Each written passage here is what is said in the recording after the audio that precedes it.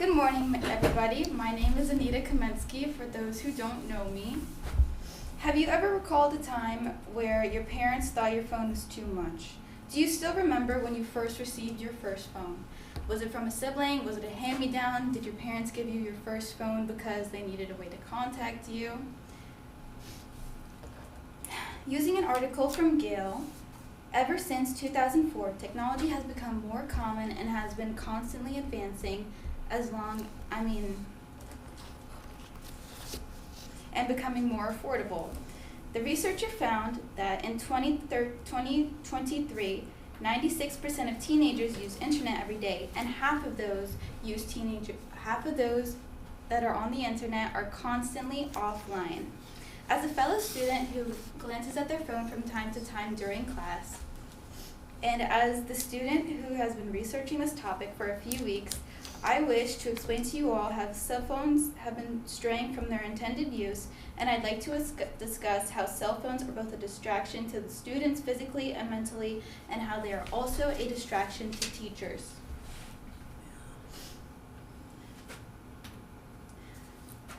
I'll first start off about talking about how phones are meant to be addictive.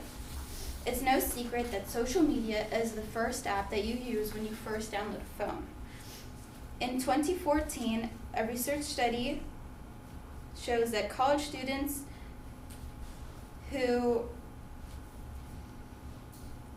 use social media often tend to use it again.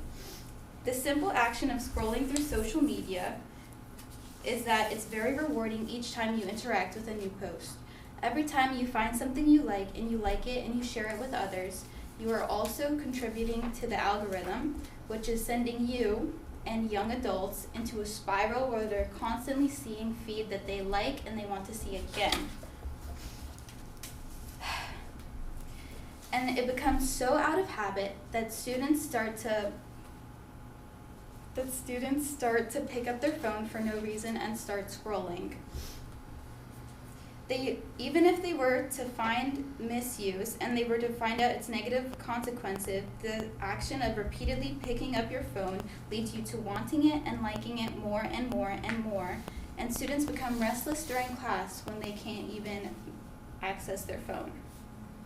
Social media is designed to grab and keep your attention, and to a young unsuspecting adults, it can lead into unhealthy home habits.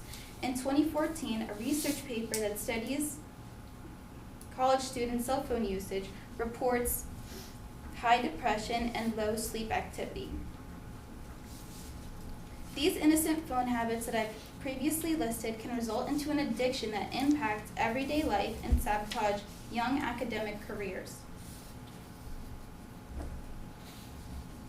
And this slide is just showing that the finding and interacting a post is rewarding, and it's an incentive to keep on looking for the next post, which keeps you looking on social media, which is what social media companies want.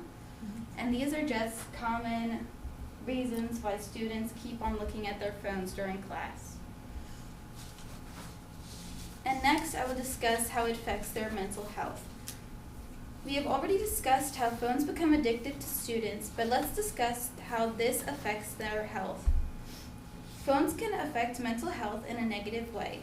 It causes a risk of depression and increased anxiety and stress levels, and can lead to poor sleep quality, which can affect the next day for school.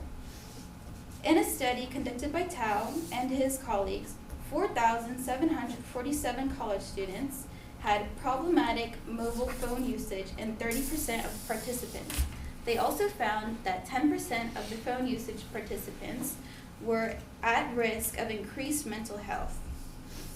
Another study by Timothy shares that 126 adolescent participants found that more time spent on the phone was associated with depression, and schools allowing phones during class will affect home life, and students will begin using their phones more at school if they're using it when they should be studying.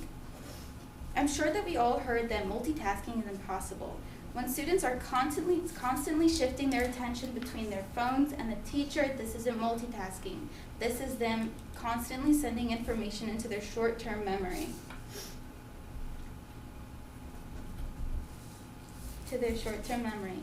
In an article called "Do Phones Belong in a Classroom?", a scholar named Arnold Glass says that although a student can divide their attention between their electronic device and their lecture, this will only help for short-term assignments such as quizzes and little assignments. However, for long-term use, students are less likely to perform well on long-term assignments such as final exams.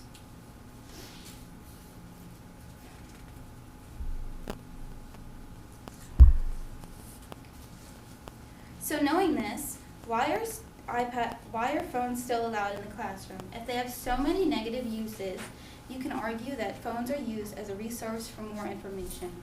But so many schools have their own personal, private computer labs and libraries and classroom iPads and classroom laptops.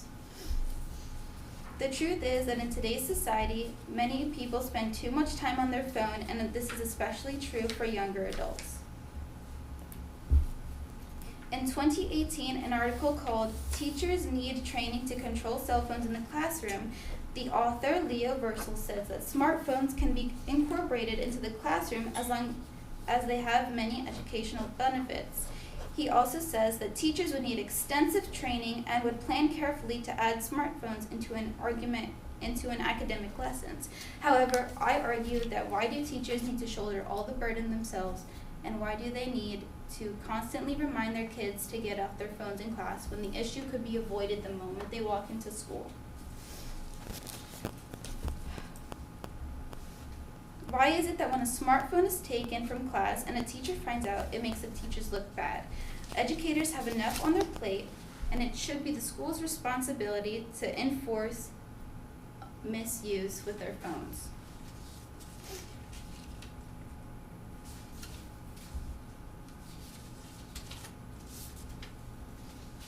As I begin to end, I want everybody to think about the last time they looked at their phone during class. Did you actually remember what your teacher was saying? Did you remember what the lesson was? And do you remember the information the next day? Smartphones are meant to be used as a resource, but the truth is, in today's society, they are used for anything less than that. That's the end of my speech. Thank you for listening.